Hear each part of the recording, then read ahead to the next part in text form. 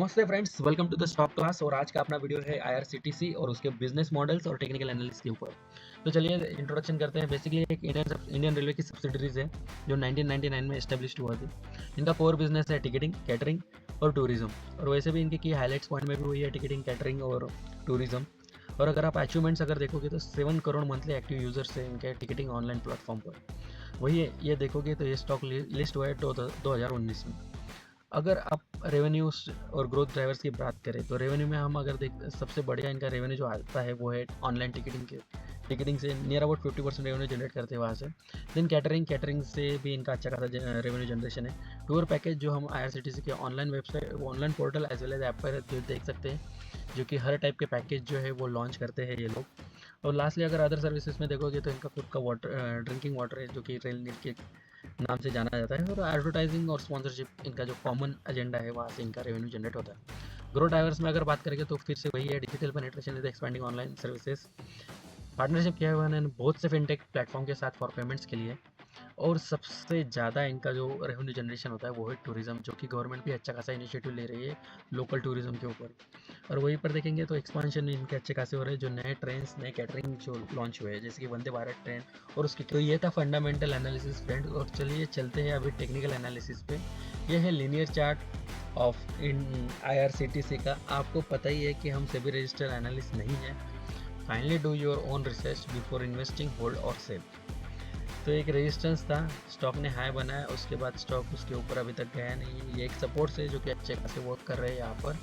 Again एक resistance जो form हुआ था रिसेंटली, और अभी स्टॉक लगभग बोल सकते हैं कि सपोर्ट के करीब है। वैसे देखा जाए तो दो एकदम हाईलाइट्स करने जैसे पॉइंट है इसके 12 मंथ्स के चार्ट पे।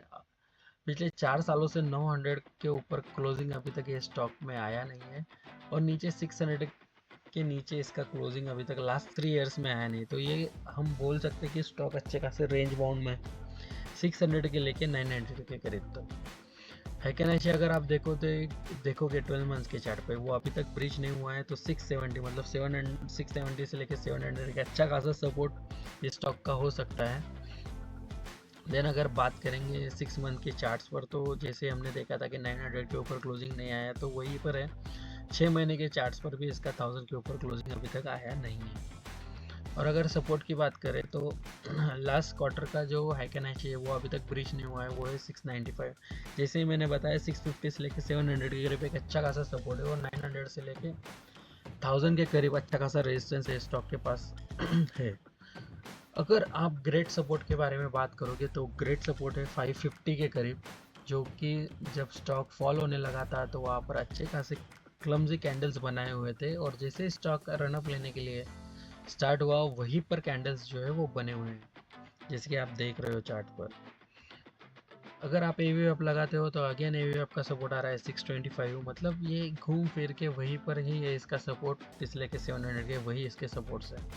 अगर आप वीकली में लगाते हो 50 का लो तो आपको एक रेजिस्टेंस मिलेगा, वो भी सेम 900, 850, 900 के करीब।